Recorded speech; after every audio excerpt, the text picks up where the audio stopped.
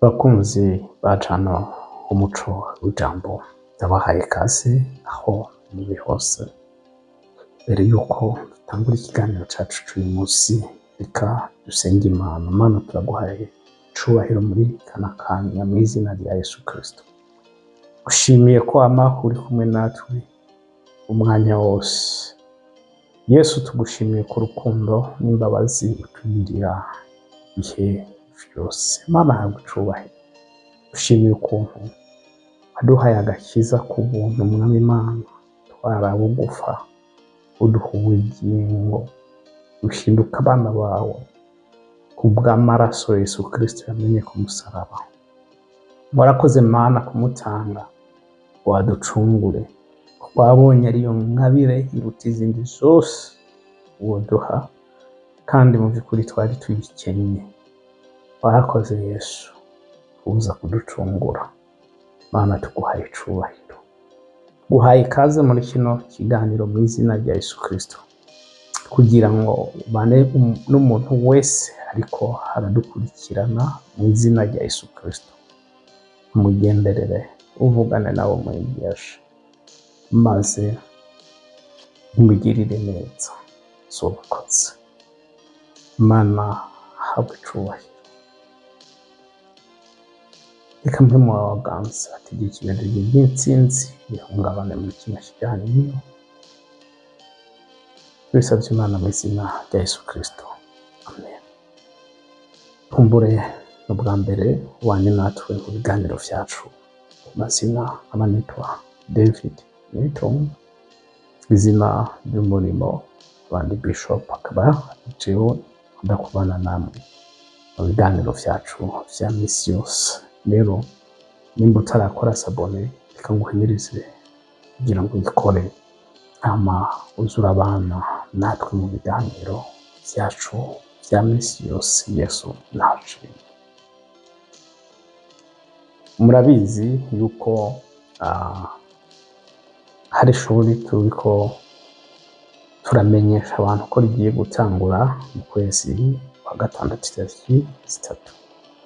Rero nimba wifuza kugiga no kutwandikira kuri WhatsApp canke kuri iyo email, hama tukaguha forms kugira ngo tuguhe n'urupapuro rwo kurondera visa vyoroshe.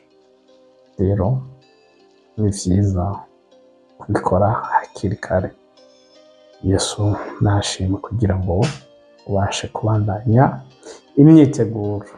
Yesu nashimwe. Rero nshimiye abantu mwese mwakoze sabone, nshimiye abantu bose babandanya guhimiriza abandi gukora sabone no kuba no kwifatanya natwe. Imana ibahe umugisha cyane, Imana ibahe umugisha. Nshimire namwe mwese mubandanya gupostinga amalinki yacu. Iyo wamaze gukora sabone, dushitse kiganiro gishasha ucubona notification, ama wuguruye urabona ahantu handitse share, uhafyonze baca baguha options aho ugomba kugisharinga, nimba ari kuri Facebook, WhatsApp n'ahandi, ugaca ufyonda aho ugomba kugisharinga. Rero Imana ihe umugisha abantu bose bakora ivyo. Yesu nashimwe. Uyu munsi twinjire mu kiganiro cacu, ijambo hindura ubuzima bwawe. Yesu nashimwe. Mu by'ukuri kuki dukeneye abagenzi mu buzima bwacu? Icyo ni ikibazo twigiye kwibaza, kuko Yesu yaravuze neza ko ari inshuti nziza, yemera kwitangira abagenzi biwe, akemera agashira ubuzima bwiwe mu kaga kubwo abagenzi biwe, akemera gupfa kubwo abagenzi biwe. Yesu yavuga ngo sinkibita abashumba ukundi, kuko umushumba atamenya icyo sebuja akora.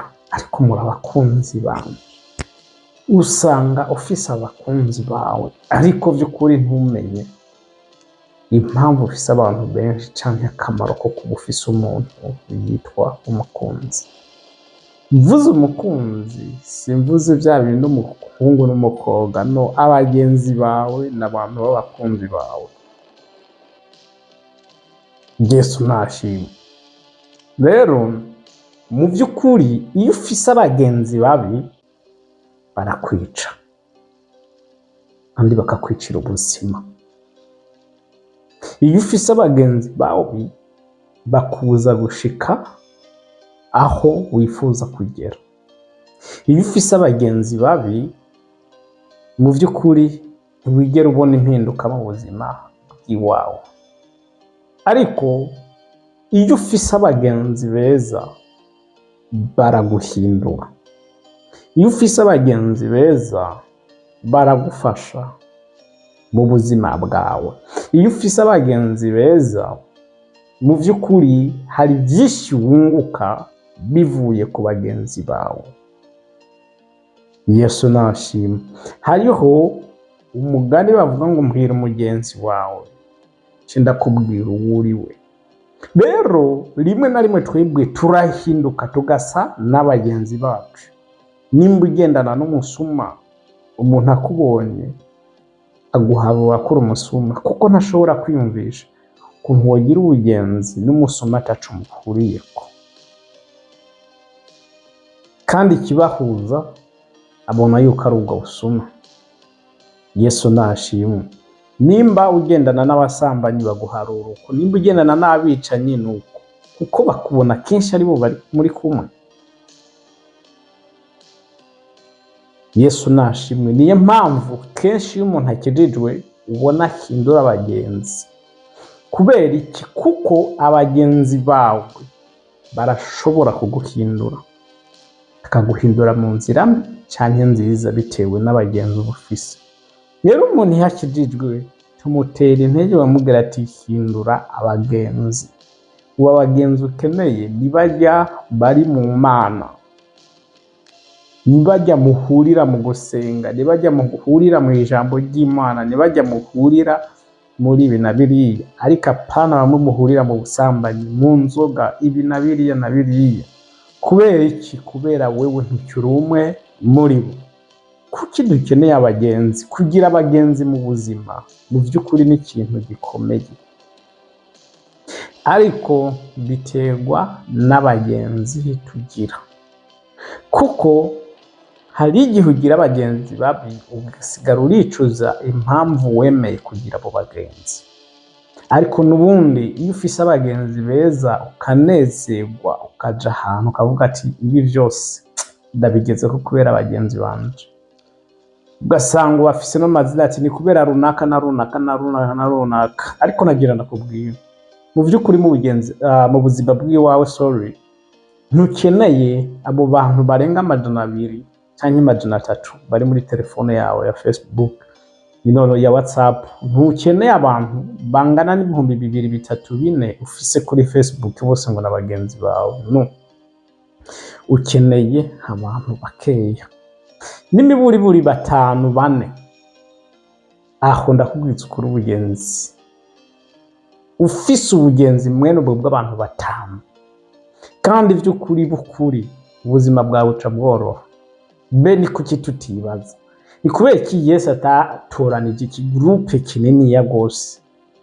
Ariko isi yarahindutse. Isi ntiyase guhinduka ngo ni kubera ngo abari abantu bakenye 12. None wewe wibaza ufise abantu 5, 4, 3, 2 abagenzi bukuri, ubona ubuzima bwawe butohinduka, indoto zawe utozigerako. Tuvugisha ukuri. Ariko impamvu ibintu biba bimeze uko ni kubera kenshi abo twitwa abagenzi nabo bari abagenzi. Rapi. Kenshi abo twita abagenzi siko bari abagenzi. Kenshi abo twita abagenzi bacu siko baba ari abagenzi bacu. Kabisa siko biba bimeze. Siko baba ari abagenzi bacu. Abantu kubera muzinanye mwamenyeranye uko mwakuranye muzinanye barakuvuka aha barakuzi wo kwa naka barakubonye mu bwana bwawe ariko siko mwagiranye ubugenzi. Hari umuntu mushobora kugirana ubugenzi, ubwo bugenzi ntibuhagarare kandi bumaze imyaka n'imyaka. Wa muntu mwagiye mugasangira ivoka n'ikijumba, wa muntu mwagiye mugakinana na ntebu n'ibindi, ubuzima bwose mubuzinanye mwacanye muri ibi na biriya, ariko nabo barahinduka kuko dufise benshi bahinduka kubwo impamvu runaka tutazi. Ariko by'ukuri hari umuntu adashobora kukwibagira mu buzima bwawe, akakubwira ati by'ukuri jewe nubwo utampaye amafaranga ndanezerwa no ku mwanya wonyine umpaho kuganira. Rero abagenzi mu by'ukuri nimwibaze ngo abagenzi duhari cyangwa igira abagenzi kugira bagufasha baguha inoti kugira ngo baguhe ibi na biriya. Burya hariho umuntu aba akeneye ikindi atari amafaranga, aba akeneye ikiganiro cyawe, aba akeneye ko muyaga. Yesu nashimwe. Ariko mu by'ukuri abantu benshi abo twitwa abagenzi siko baba abagenzi. Wapi, abantu twita abagenzi siko baba ari abagenzi. Kumbure hari benshi baba bari hajya bariko bararyohererwa iterambere ry'iwawe, bakuraba ariko hari umunsi bazovuga. Ariko hari n'ubundi wa mugenzi ushobora kugururira umutima wawe ukamubwira ikintu icyo ari cyo cyose, nubwo aba adafise ikintu na kimwe agufasha, ukayaga guhumuriza. Yesu ngiye kuvuga bya bintu abantu bavuga ngo abagenzi bitima babi n'ibindi wapi, kuko ndazi neza yuko n'umwansi azana abagenzi kandi akakuzanira abagenzi ubona amengo na abagenzi beza ku buzima bwawe. Umuntu muhuye ubwa mbere ugasanga ariko aragukorera ibintu utigeze ubona ahandi, ndetse ata muntu n'umwe asenga yigeze gukorera, ukavuga ati uyu muntu vraiment ni mugenzi kandi avuye ku Mana, kumbe afise misiyo yo kukwica. Ariko mu by'ukuri abagenzi nyabagenzi, tureke n'abantu basenga, tuvuge abagenzi gusa basanzwe. Mu by'ukuri umugenzi nyamugenzi ugiye kuraba ba sokuru bacu, ba sogokuruza n'abo bavyeyi bacu mu gihe cyabo, umugenzi yaba ari umuntu w'inshuti yawe kabisa yo hafi. Umugenzi kwa kuntu we wagira ikibazo by'ukuri n'uwo mugenzi wawe kumva ko icyo kibazo ari ikiwe. Kubera iki? Kuko icyo gihe hari hakiri urukundo. Uyu munsi Imana ibintu byarahindutse kuko abantu benshi barikunda, kuko nubwo ubona ufise amahirwe yo gufasha mugenzi wawe, ahubwo umukoresha kugira ngo utwo yoronka umufashije wewe ubudutware. Ikintu cyo kwikunda nicyo kiriko kiratuma abantu benshi bahinduka, abantu bifuza birirwa bararira ngo ndakeneye umugenzi w'ukuri, akamubura. Kubera iki? Kuko isi yuzuyemo kwikunda. Kandi by'ukuri umaze kwikunda, kuronka umugenzi akwemerera ko wikunda, kuko niwikunda uzotwara n'ibintu by'uwo mugenzi wawe, kuko nta na kimwe uzomwifuriza, nta cyiza umwifuriza. Ariko Bibiliya ivuga gute? Bibiliya ivuga ngo ukunda mugenzi wawe nk'uko wikunda. Gukunda mugenzi wawe nk'uko wikunda nuko wifuza ko agira nk'ibyo uba ufise, nuko wifuza ko agera ku iterambere wowe umaze kugeraho, nuko uba wifuza mbese yuko ubona ubuzima bwe buba buhindutse, nuko uba wifuza ukavuga ati Mana nje ndashaka by'ukuri yuko mbona ubuzima bw'uyu muntu buhindutse. Pana vya bintu byo kuri phone Facebook ngo ni rafiki yangu kivipi? Hapana. vya bintu vyo kubabarana burya gufasha umuntu si kumuha amahera kuko abantu nivyo bashira imbere kuko uyu munsi nimba ugomba umuntu ukakwanga nimba ugomba ko muvavanura uvuga ku kintu citwa amafaranga n'umugenzi wawe umwe witwa ngo n'umugenzi wawe best friend. He's my best friend. He's my fastest friend. A fast friend. Umugenzi wa mbere mu buzima bwawe. Mwanadamu.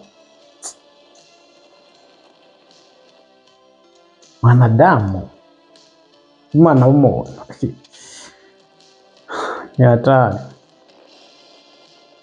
Inshuti magara mani katwige ukuntu inshuti zibayeho abagenzi babayeho kuri kurarabisi wikunde gutureke gupfa nirazima tuzopfa umuntu akugabiriye isi yose n'ivyuzuye ko vyose upfa tuzopfa umuntu aguha ayo mamodoka nayo maza aguha ayo mabaro y'amahuzu amene mu nzu wawe uzakuranye impuzu zine zitanu ku munsi n'imodoka uzura zikuranye ku munsi ugendera muri 3 canke muri 4 canke 5 canke buri saha ukoresha imodoka imwe wambara impuzu imwe n'ikirato kimwe ni lazima kufa utakufa tu.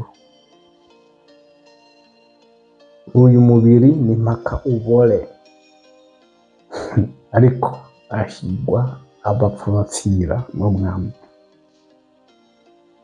Ikintu dukeneye kumenya mu by'ukuri reka tuba abagenzi ba nyabo tuba abagenzi b'ukuri. Burya hari umuntu ashobora kuba agwaye akagenda kwa muganga, amaze kugenda kwa muganga akamuganiriza. Iyo uhuye n'abantu by'ukuri hari igihe ugenda kwa muganga ugahura n'umuganga akuganiriza ukumva urakize atanakuvuye kubera ukuntu ariko arakuganiriza. Burya uravye umwanya mwinshi usanga uri kurata ubuta mu bintu bidafise n'akamaro, ariko vy'ukuri haba hari n'abantu benshi witwa ngo n'abagenzi bawe muzinanye bariko barahangayika bariko barapfa, bakeneye n'umuntu yobaganiriza, bakeneye n'umuntu yobagira inama, bakeneye n'umuntu yobaha umwanya mutonyi. Kandi bafise muri fobone tu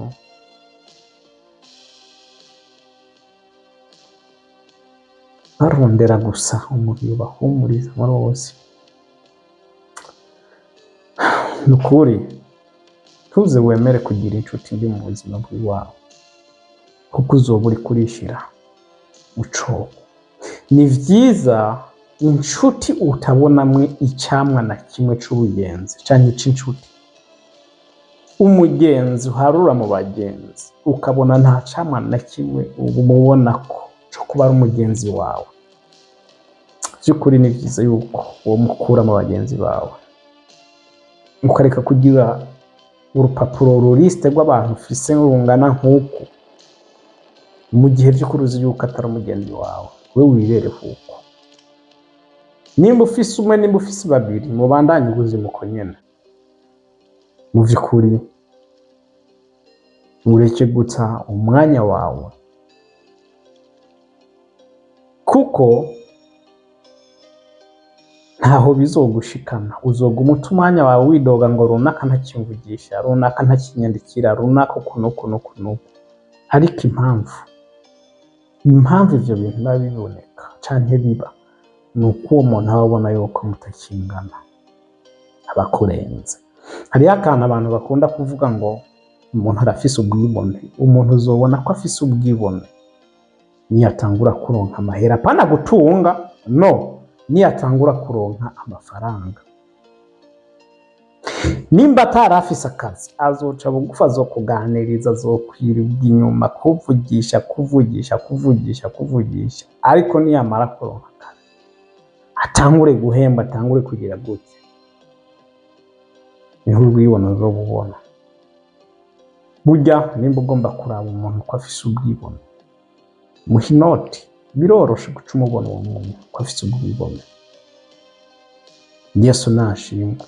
Mu vy'ukuri inshuti ataco ziriko zirakumarira. Nimba inshuti ufise inshuti atanu umwanya guha na muto ni guha ivyiyumviro by'ubuzima, ikwereka inzira nziza ari inzira mbi gusa baguma bakwereka, urekana nabo kuko umunsi umwe bazoguta mu bwobo. Nimba vy'ukuri inshuti ufise ubona zikugira umwanya wawe gusa, kandi muri ibintu vy'amakomedi amablaga adahera iki n'ibindi atana kimwe biriko birakumarira, reka guta umwanya wiwawe, reka gutakaza umwanya wawe, kuko burya umwanya ni ikintu kizimvye kuruta ibindi byose, kandi igihe nicyo kizokubwira umuntu, kuko vy'ukuri agakecuru gahishije kabura abuzukuru. Rero bagira ngo ndakubwire ibintu vyose ubanza ubiha igihe. Urafise abagenzi ntuzi umugenzi wawe ukuri wari we ninde, muha igihe uzobimenya, kizokubwira. Igihe kizokubwira. Kumbura urashobora kuvuga ngo none runaka tumaranye igihe kingana uku, ni inshuti yanje n'umugenzi wanje uku nuku, ndaje wiwe arampamagara akangurira ibi na biriya iki. Muha igihe, igihe kizokubwira. Igihe ni inshuti magara itigera yibesha, kuko igihe kigeze kirakwereka ukuri kose. Igihe iyo kigeze kikwereka umugenzi mwiza n'utari we. Igihe kigeze kikwereka umuntu yakwiyoberanyako n'utakwiyoberanyako. Igihe kigeze kikwereka umuntu yogufasha mu buzima n'utogufasha. Igihe kigeze kikwereka umuntu azogukiza n'uzokwica. Igihe kigeze kikwereka aho uzoshika n'inzira uzocamo. Igihe turagikeneye cane. Reka twisomere Bibiliya. Yesu nashimwe. Tunyaragase muri Luka ibice 13. Turasoma umurongo wa 16. 13 umurongo wa 6 ndasoma mu izina ya Yesu Kristo. Kandi abacira uyu mugani. Uwo ninde? Ni Yesu Kristo yaciriye umugani abigishwa biwe. Kandi abacira uyu mugani ati, habaye umuntu yari afise umusukoni watewe mu ruzabibu rwiwe. Araza awurondera ku musukoni arazibura. Umurongo w'indwi, abwira umukozi w'uruzabibu ati, iraba none n'imyaka 3 nza kurondera musukoni kuri uyu musukoni sinzibone. Ubuce ugasarira iki aha hantu. Ubuce ugasarira iki aha hantu. Umurongo w'umunani, nawe aramwishura ati, enda mugenzi ureke uyu mwaka nawo ndaworohereze, ndawutabirire, hanyuma niwama insukoni bizoba ari vyiza, ariko nutama uzowuca. Uyu mugani ni umugani w'abantu babiri n'umusukoni. Uyu nyene, uyu murima yateye umusukoni, hamaheze imyaka 3 abona umwaka umwe nturi kurama, wa kabiri, wa gatatu. Amaze kubona utari kurama mu vy'ukuri ikintu yavuze ati, no, reka ngende kuwutema. Bwira umukozi wanje mu ndimiro agire gute awuteme, kuko uri kurasagarira aha hantu, uri kuratuma ibindi bintu bitamera ngaha. Murabone igiti ukuntu kiba cyasagariye cyane cyarasagaraye, ariko Bibiliya cyitwa gusagarira. Ibintu bimera munsi y'igiti aho cyasagarariye ntibishobora gukura.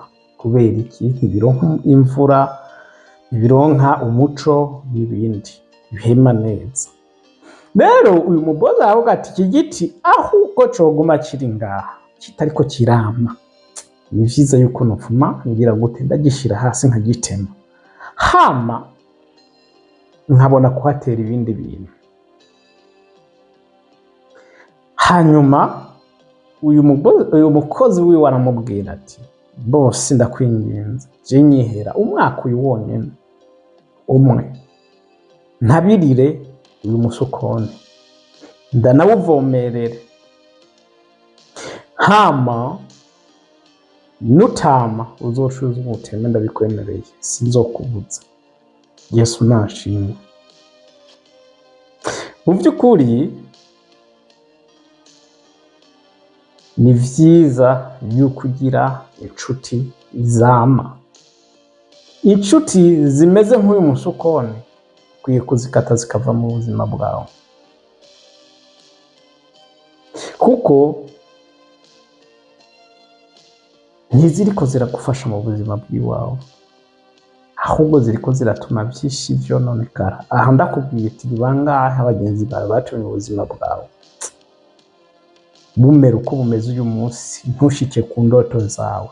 Urambwira ati ni benshi cane, ariko n'ubundi ntubajije ati ni bangahe batumye utera imbere ubuzima bwawe bumera uko bumeze uyu munsi. N'ubundi uraza kumbwira ati ni benshi cane. Rero hari abagenzi mu buzima tuba dufise bameze nk'uyu musukoni utama, n'ubundi tukagira abagenzi bameze nk'umusukoni wama mu buzima bwacu, kuko iyo uyu mubosi yaza gusanga uyu musukoni utama sori wama ntiyari kuwukata. Niyo mpamvu uyu muntu yamubwiye ati basi je ndakwinginze reka ngoyagoye uyu mwaka ndabe ndawugoragoze ndabe yuko umwaka uza utazoba wamwe, niwasanga utama uzoca uwukata. Yesu nashimwe. Rero mu vy'ukuri tuba dufise abagenzi b'ubwoko bubiri, bameze nk'umusukoni utama ahubwo baje kutwicira ubuzima ndetse n'ibindi vyinshi, ariko tukagira n'abandi beza bameze nk'uwo musukoni wama ahubwo batwamira ivyamwa tukanezerwa. Yesu nashimwe. Rero ube maso n'abagenzi ufise, umenye abari bo, umenye abagenzi ufise, umenye abari bo. Nimba ufise abagenzi babi bakate bave mu buzima bw'iwawe, ariko nimba ufise abagenzi beza ahubwo bavomerere nabatabirire kugira ngo bame gose. Yesu nashimwe. Abagenzi babereyeho iki? Yesu nashimwe. Abagenzi babereyeho iki? Abagenzi ntibabereyeho ku matelefone, ku macati n'ibindi. Hari vyinshi bituma dukenera abagenzi. Imigani igitabo c'17 ku murongo wa 17 turasoma mu izina rya Yesu Kristo. Abagenzi babereyeho iki? Haravuga ngo umukunzi akundana ibihe vyose. Urumva abagenzi bakundana ibihe vyose, apana babagenzi bakubona ugeze mu kaga mu gihe kitameze neza ugaca ubona ari isokoye agiye ku ruhande ahubwo ati wapi man ndafatiye, ahubwo canke ugasanga na telefone yayiteye urwara. Kubera iki? Uri mu gihe kigoye. Ariko waba uri mu gihe cyiza cy'iterambere n'ibindi n'umunezero, ukabona nguma bakwandikira nk'ayana ngo uyu mujama nawe kweri ngo asigaye agara no kutuvugisha ntakituvugisha. Kubera iki? Kuko bashaka iterambere ry'iwawe, ariko mu gihe uri mu kibazo bo bagenda hehe ku ruhande. Ariko umukunzi, umugenzi nyawe mukundana ibihe vyose, waba urwaye, waba ukomeye, waba ukenye, waba ufise amafaranga, ikibazo cyawe arakibona akagitahura kandi akaguhumuriza, afise uko akugenza akagutabara kugira uve muri icyo kibazo. Nico abagenzi bamaze. Ariko apana kuba umugenzi kubera umuntu afise inoti canke afise ubona hari ico womukurako, mbese ariho utangura kumwandikira ngo mbega uko wamevye ariko rero bisetsa kuri WhatsApp ubona umuntu akwandikiye message ari nk'umuntu anyandikira message gaca avuga ati uyu muntu hari ibintu agomba kumbaza umbenga ngo ko wampevye ngo umeze neza ngo ariko ngo nagomba ngo nkubaze ngo nuko kubera iki igihe kigeze barakurondera hari ico bakuronderako. Umukunzi akundana ibihe vyose, ariko ibaze gutanga mwaramutse bimeze gute frere umeze neza kubaza amakuru ni ibintu bisanzwe kandi siko umuntu wese akwandikira gukindika inoti no.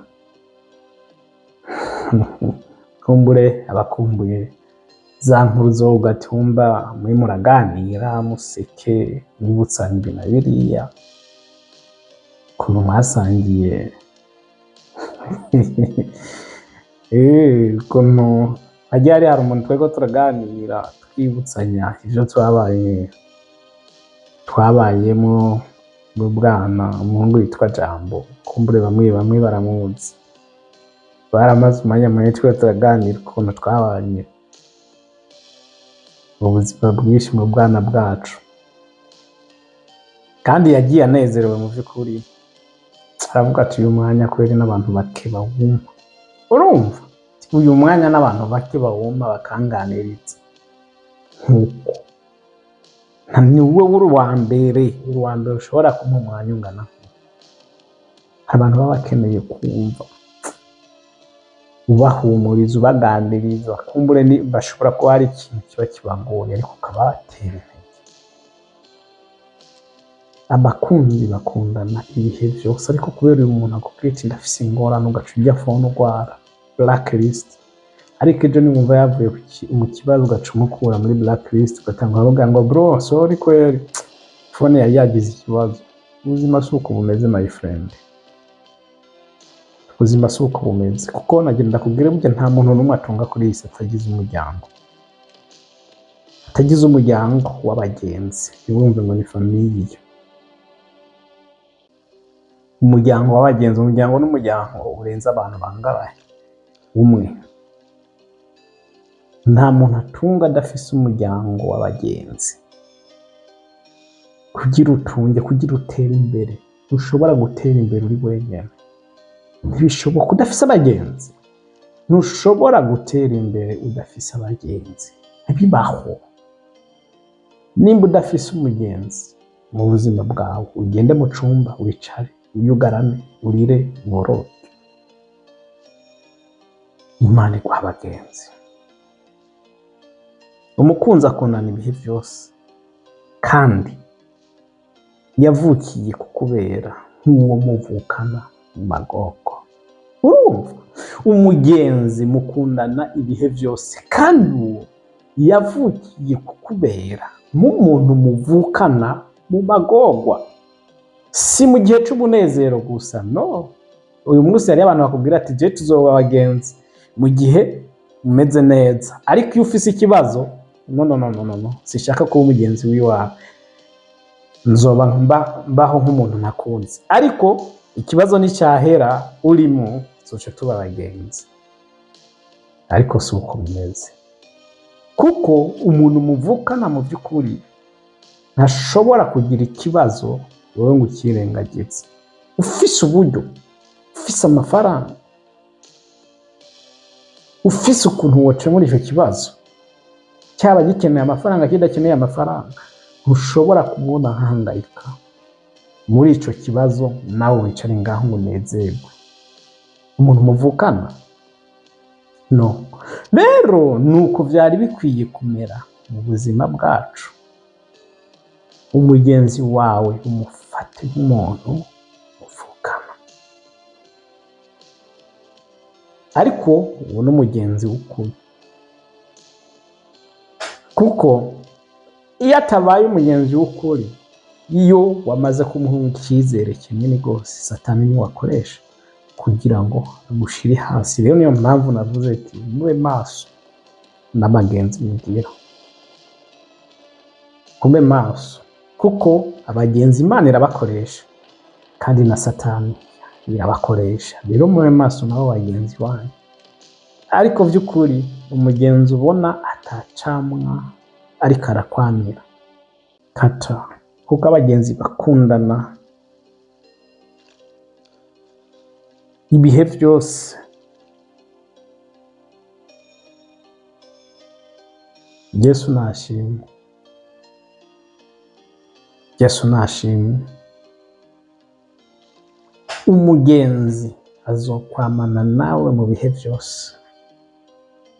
Umugenzi n'igihe uzoba uriko urafata inzira mbi canke amahitamo mabi, ingingo mbi, azoguhanura akubwira ati oh, no my friend,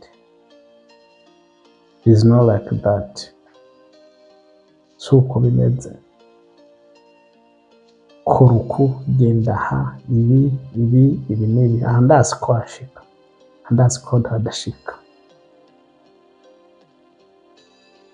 Rero urakeneye abagenzi, urakeneye abagenzi kuko ese raba muri telefone yawe kuri abagenzi bangahe wo present ukavuga ngo ndafise abagenzi. N'abagenzi bangahe wasangamo,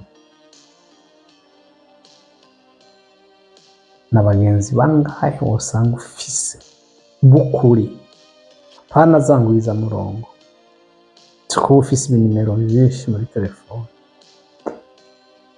Nabahe bagenzi ufise ubona bakwamira ivyamwa vy'ukuri?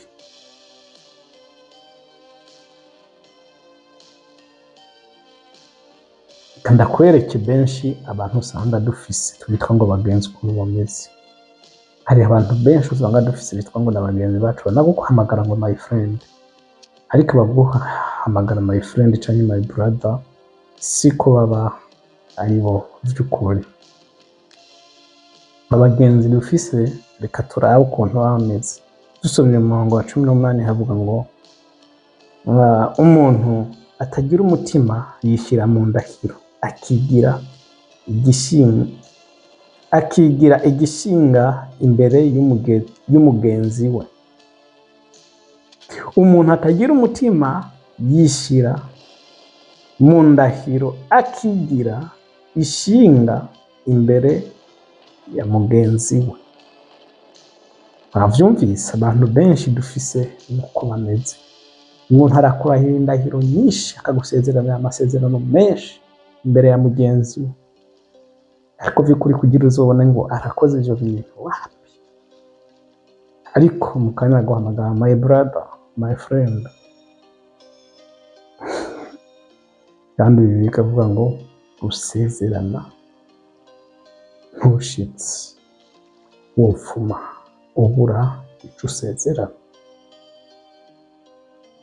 Si ivyo gusa, abagenzi benshi dufise bameze uko, ariko twovuga ibintu vyinshi bitubimare. Ariko mu vy'ukuri iki ni igihe yuko duhindura isi. Nimba ugomba guhindura isi, tangura wowe uhinduke, uba umugenzi w'ukuri ku bandi bantu, kandi uba umugabo wo kurinda ijambo ryawe ryose riba rivuye mu kanwa k'iwawe. Inyishu yawe ibe ego canke oya. Umuntu umubwiye ngo oya kuri ico kintu ntaguhata, ntagukubita, kuki umwemerera ibintu ngo ndatinya yuko ambona nabi, yanyiyumvira nabi, ivyo n'ubujuju. Ijambo ry'Imana rivuga ngo inyishu yawe ibe ego canke oya, ibindi vyose biva ku mugwanizi. Rero wowe umubwire oya, ivyo kuvuga ngo numva ntashaka kumubabaza, reka ababare, azokira. Kuko nubwo wobinyegeza uyu munsi, nyuma y'iminsi ngahe igihe uzobimubwirira n'ubundi azobabara. Rero ni vyiza ko abimenye uyu munsi amababare. Nimba umuntu agusavye ikintu akubwiye nuku, mubwire ati ntibikunda my friend, hama ubuzima bubandanye. Yesu nashimwe. By'ukuri tubeho mu buzima bwuguruye bwo kugurukiranira. Ego ni ego, oya nayo ibe oya. Yesu nashimwe. Tuba abanyakuri.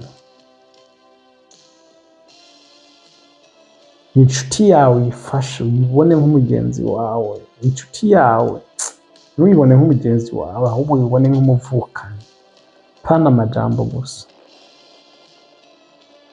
Burya n'ibikorwa kenshi biravuga kuruta amajambo. Imana iguhe umugisha, yizera ko hari ico wakiriye muri kino kiganiro, ugeze muri ka kanya keza ku muntu yifuza kwakira Yesu. Yizereshe umutima wawe, ukatuza akanwa kawe. Kristo Yesu yapfuye akazuka, kandi ukwizera ko Yesu ari umwana w'Imana, ari umwami, hama nawe akinjira mu buzima bwawe akaguha ubugingo. Nimba uri tayari, subiramwo hano amajambo ati: Mwami Yesu, menye ko upfuye ku musaraba w'ibyaha byanje, nizeresheje umutima wanje, natuje akanwa kanje, uri umwana w'Imana kandi uri umwana. Yesu, ndakwinginze unkize urupfu ruzoza, ndakwakiriye mbere umwami n'umukiza w'ubugingo bwanje.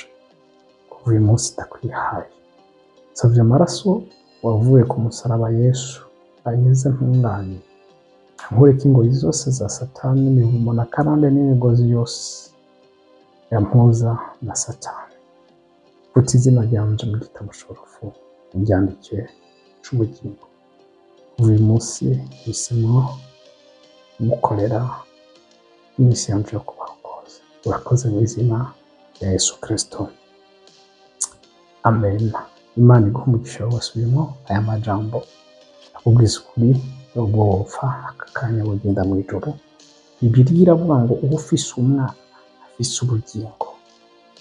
Nawe ufise ubugingo kano kanya, urakeneye kubandanya usoma ijambo ry'Imana, urakeneye kubatizwa mu mazi menshi, urakeneye eglise y'Impwemu. Hama Imana ibandanye kugukoresha, usenge, usome ijambo ry'Imana, ukoranire hamwe n'abandi kugira ngo ubashe gukura, uhindure n'abagenzi bawe, ugire abagenzi beza, abagenzi bamwe batakurongora mu nzira mbi. Yesu nashimwe, ugire abagenzi bamwe uhurira mu vy'Imana, mukomezanya, mwigishanya, aho niho ushobora gukura. Nimba wifuza ko tugufasha kubatizwa, bashobora kutwandikira aho usengera, naho n'uwifuza ko tugufasha bashobora kutwandikira nyine ngaho. Ariko urakeneye eglise yizera mpwemu yera, yizera gukora kwa mpwemu yera. Reka nshimire abantu bose twabanye muri kino kiganiro. Imana ibahe umugisha, bandanye gusangiza abandi link zacu. Imana ibarinde kandi bazigame. Mana, turagushimye, turaguhimbaje, tugushimye ibyabaye byose, ibyo wakoze, tubona n'ibyo tutabona. Icubahiro ni icawe Yesu.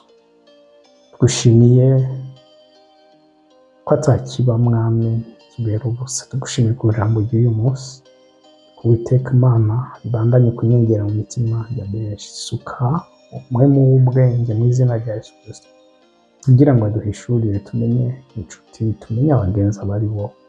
Mwami, usobokoze, usobokoze Yesu. Imana, nguhaye icubahiro, ndaguhaye icubahiro mwami. Sengera umuntu wese mwami, karadukurikirana, umuha umugisha, girira neza mu byo akora mu izina rya Yesu. Reka abone ikiganza cyawe, muteze imbere Imana. Ariko sengeye mu izina rya Yesu Kristo, umuntu yafashe ingingo yo gukizwa, kugira ngo Uwiteka Imana umugirire neza, umukomeze, umukuze, umurongore muri runo rugendo. Mana, ndamusabiye amata ya mpwemu yera, ndamusabiye ibyo kurya bya mpwemu yera mu izina rya Yesu Kristo. Mpwemu yera umugaburire, urongore mu nzira yawe, umurinde wa mubi. Ndagushimira, ndaguhimbaje. Urakoze Yesu, tubisabye Imana mu izina rya Yesu Kristo, umucunguzi wacu yapfuye akazuka. Amen.